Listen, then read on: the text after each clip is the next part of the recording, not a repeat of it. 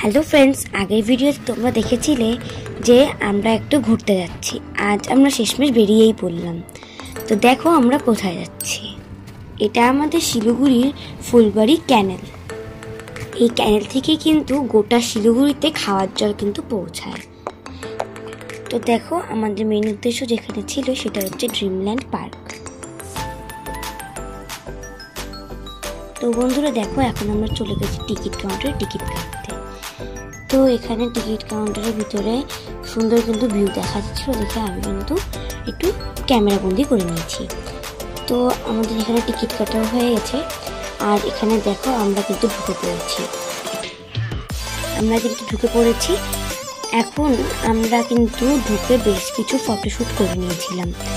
এবার এই পরের পার্টটি দেখার হয় তাহলে কিন্তু তোমাদেরকে অবশ্যই সাবস্ক্রাইব আর লাইক কমেন্ট শেয়ার কিন্তু করতে হবে। আজকের মতন টাটা।